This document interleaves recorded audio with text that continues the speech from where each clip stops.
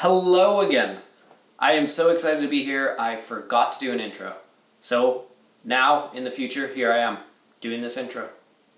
I am doing 4 hours of photo and video coverage at this wedding today. We're down in Parkville on Vancouver Island. As per usual, that is where I live. I am very excited because this is the first time I have ever done photo and video hybrid coverage. We'll see how it goes. I know how it goes. It went well. You will see all of my camera settings, all of everything that I shoot right here. Okay, here we go. This is the venue space. It's a nice gazebo right on the water. Beautiful venue space at Tainamara in Parkville on Vancouver Island. Today I am doing 4 hours of photo and video coverage. Very exciting. This is the first time I've ever done wedding videography. I am doing a hybrid between photo and video, so photo and video at the same time, which will be very interesting. It will be a lot of quick changing between photo and video. I have also never tried this Canon 5D Mark IV, switching very quickly between photo and video, so I am slightly worried of buffering times, but I think it'll be fine. And I know it'll be fine because I've already been through the wedding and it worked out. I will show you all of the settings, all of the photos, so not all of the photos, some of the photos that I've got, like this one, out looking over the water.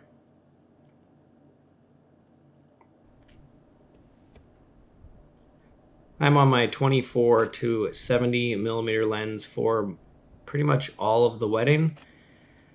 If you haven't watched any of my other stuff, I would love to shoot on primes. I'm just not comfortable on primes for wedding photography, so I prefer zooms. I will eventually get to that point where I am solely primes because I love prime lenses.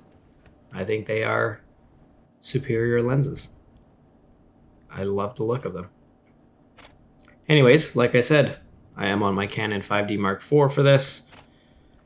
The one downfall that I find with the 5D Mark IV is it records fine in 1080p. If I want to record in 4K, it does crop in, so that is kind of annoying. Today I'm just recording in 1080p.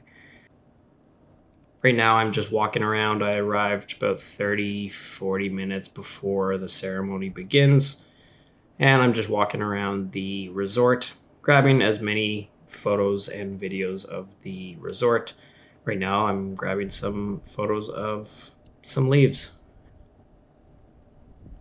I think these make for really good transition videos when I start putting highlight reels together. As you will see, I will post more of those. So fun fact, all of these blankets were knitted by the mother of the bride. I was very impressed. Since they mean a lot to the bride and groom, I wanted to make sure that I did get photos of them and some video. You will see when I post that highlight reel. Great, let's get into the ceremony. So this location was interesting and challenging in its own ways, just because this upper walkway was great. It had a long runway. But then you go down some stairs around the corner and down to the lower level where the ceremony is happening. So I didn't really know where I wanted to position myself, if I wanted to do this long runway here or go down below and do the shorter runway. I chose up here, obviously. So as they're walking down the path here, I am quickly grabbing a horizontal, a vertical, then switching to video and trying to grab a few seconds of slow-mo video. Very difficult, I found, especially with this short runway. I mean, it's pretty long, but to get all of that in is challenging. So right about here, I decide to make the decision to move down to the lower level to photograph the bride coming down the aisle. I wanted to come down here just to make sure that I get the groom's reaction to the bride. After getting down here, I realized you can't really see anything until the bride comes down these steps. So I changed my mind and I head back up to the upper level. before the bride comes down, which was a great idea.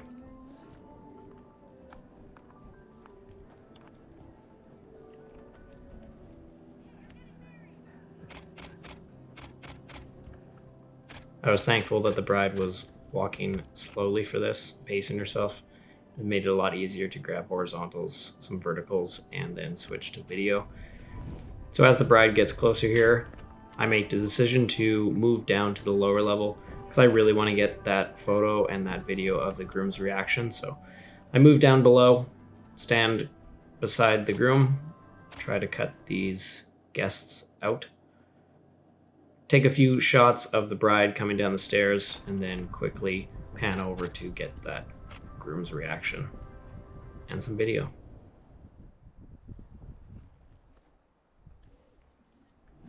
I think it worked out really well. I'm happy that I made the decision to move back up to the upper level and then run down here. Kind of feels awkward because you are the center of attention, but that's just photography. That's wedding photography for you. Sometimes you have to be uncomfortable.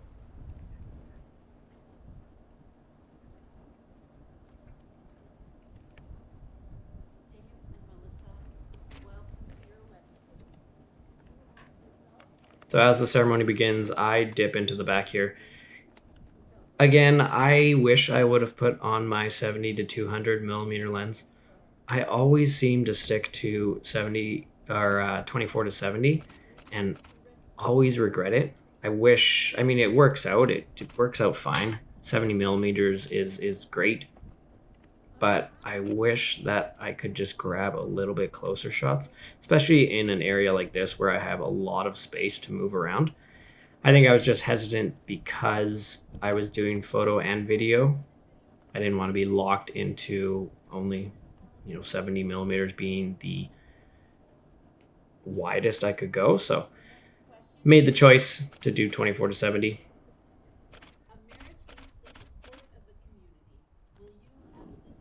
But if I could do it again, I would do 70 to 200.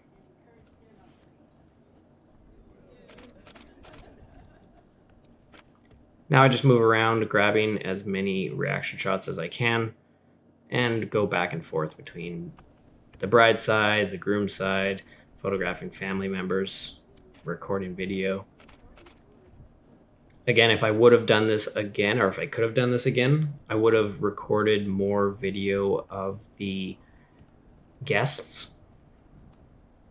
I have a lot of video of the bride and groom delivering their vows, putting rings on. A lot of videos of the bride and groom, but it would have been nice to have some more video to break it up. So I wanted to make sure I got photos and videos of the important moments. I know every moment is important, but the ones like putting the ring on, the first kiss, they happen very quickly, so I wanted to make sure to capture them. This is one of the videos I got. Then we move into signing. Not too many photos here. Horizontal, verticals, just some basic photos. I don't imagine the couples will be printing these unless they make an album and then they'll have a whole wedding album, but I don't imagine anybody will be printing the signing photos to hang on their wall, so don't put a lot of focus onto it. So as we move into the first kiss, this was probably the most stressful point for me just because it's such a fast moment.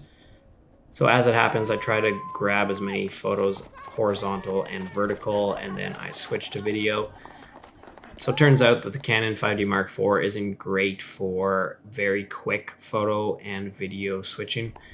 So I had taken photos, I had captured the moment of the first kiss, but by the time I switched to video, there was a couple seconds of buffering and loading, and I had missed the moment, but not the end of the world. I'm happy that I got the photos of the first kiss.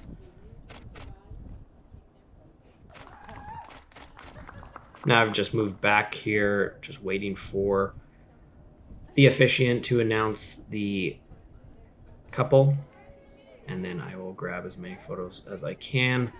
And then as they start walking down the aisle, I'll try to grab as many photos and video as I can. These wide shots are some of my favorite shots. I have a really good video of that exact shot at 24 millimeters. Okay, now some real talk. This is something I do regret. As we move into family and friend photos, they had a little child there that they wanted to grab a quick photo while the kid wasn't crying. I said, great. Got everything in place. I was waiting for the officiant to get out of the way in the back, and then the officiant runs up and says, oh, I'm just going to sneak in here and grab some photos. I kind of let it slide. I thought she would take one photo and be done with it. Turns out she took a few photos. Took more time than I anticipated. The baby started crying, and that was it. The moment had passed, and I did not get a photo. It is what it is. I know now for next time, if the officiant or anybody wants to get in there, I will simply say no. I will take photos and I will deliver them to the clients, and they can get those photos to you. So as we move into friends and family photos, I get any kind of combination that the bride and groom want of these photos. I just get everybody kind of standing in a line, doing the same hand movements of crossing their hands or putting their hands in their pockets. I always shoot at the lowest f-stop if it's only one layer deep. If it's a larger group and you have multiple layers, then I will bump that up to f4 or something, just so you get a little bit more depth so everybody is in focus. One key thing to note is placement. So for example, this perfect archway or this gazebo here, I wanted to make sure everybody was placed in the center between these pillars. Obviously, if it gets a larger group, then you won't be able to. You have to extend past, but smaller group of 2 or 3 people, you can fit in between these posts, and you want to make sure they're as centered as possible so there's no posts coming out of people's heads. Also important to do is if anybody's wearing sunglasses, tell them to take off their sunglasses. If anybody has a purse or a backpack or anything they're holding, just tell them to put it down rather than holding it. Just makes for a lot better photos in the end. So after the ceremony, we moved down this pathway to the beach. We wanted to do photos on the beach, because who doesn't want to do photos on the beach? This beach was perfect. The tide was out, so we had a lot of really nice sand. So we just went through my typical poses, walking away from the camera, walking towards the camera. I recorded video like this one here, and did a lot of photos and a bunch of different poses. For the video, I'm not using any kind of stabilization. Another downfall of the Canon 5D Mark IV is it doesn't have any in-body image stabilization. That's great, yeah. Wide circle. So I had to brace myself as much as I could and then do small movements, kind of just side-to-side movements. I think it worked out really well, but down the road in the future, I do want to invest in a new camera body with image stabilization. And the reason I don't use a gimbal for this is simply because you can't, when you're doing hybrid photo and video coverage, you can't have your camera on a gimbal or a monopod even. It's too hard to do horizontal photos and vertical photos and then switch to video when you have a monopod attached to the camera. As I go through my poses, I spend a lot of time on Pinterest looking at wedding poses and wedding photos and Instagram and wedding photos on there. Just getting ideas for new poses. You want to make sure you get ring photos too. These ones can be the most difficult photos to grab because you really have to have a good understanding of positioning the couple. And it's also awkward with 2 left hands. Doesn't make it easy to kind of comfortably hold each other's hands and show off the rings. So looking at Pinterest and Instagram for inspiration is a big help at the different poses. Never ceases to amaze me too when we're out on the beach. Huge area of beach, and there's always families who choose to walk right in the way. Great. There we go. Great. So then your faces won't be in this. It'll just be mainly your wedding ring, which I will straighten. Perfect. So I do a variety of different photo locations. So we kind of stayed in the same location here, but I did a variety. So I did some shooting out towards the water and then turned them around, and I'm doing photos of with the forest as a backdrop. Really nice. These ones turned out really well because I like the green backdrop. When we do move closer to the forest with more of a green backdrop, and then the sun kind of peeked through and lit them up, and it was perfect light. Great. And then if you both want to kind of look, we really got lucky with the weather on this one. It was cloudy and overcast, which is perfect for photography. You don't have any of that harsh sun on faces, so it worked out really well. And here, as you can see, we're heading over to a forested area just off the beach. I figure we could go sit on one of these logs, get some nice sitting photos. A lot of them were kind of wet, so we had to search around a bit to find a dry-ish log to sit on. Last thing I want to do is completely wreck their outfits. The bride's dress obviously gets quite dirty and picks up everything off the beach. But that is the nature of doing photos on the beach. okay, perfect.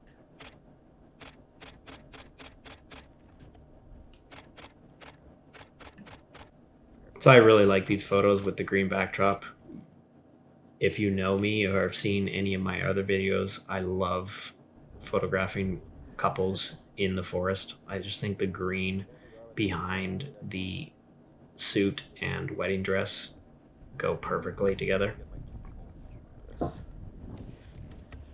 Now, before we move away here, I want to make sure that I grab a photo of the bride's wedding dress from the back.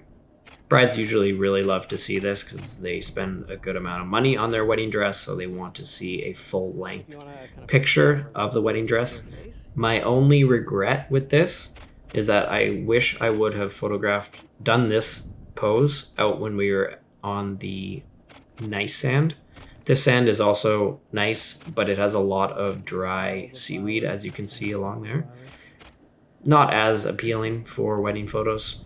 I obviously went into Photoshop and edited out as much seaweed as I could and replaced it with nice looking sand, but it would have been a lot easier just to grab these photos out on the clear beach.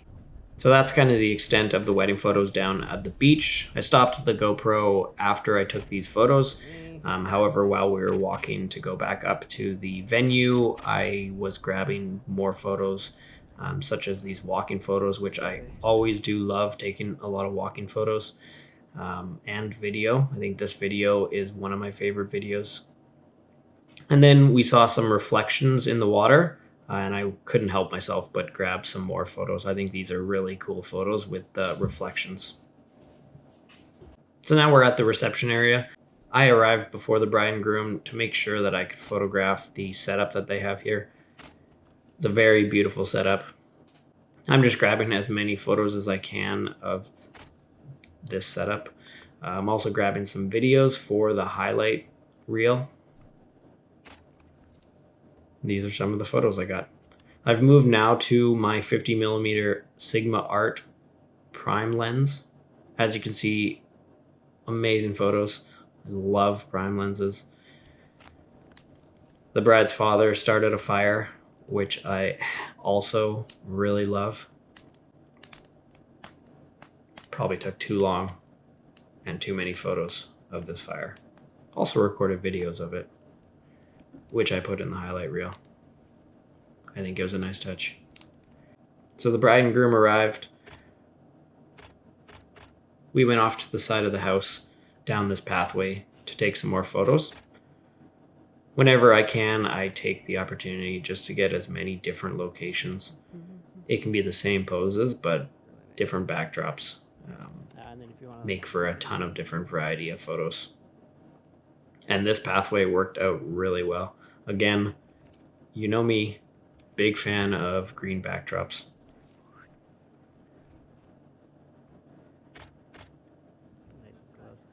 Yeah, you can just put your hands like, yeah, exactly.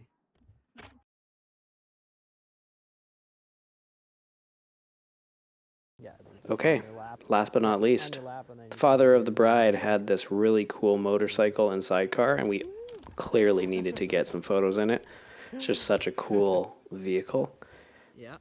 So I got him to pull it around, parked in front of these trees. This was kind of the best location to cut out. There's a bunch of houses around the other side, so in front of this green tree cuts out a lot of those houses, creates a nice backdrop for this photo.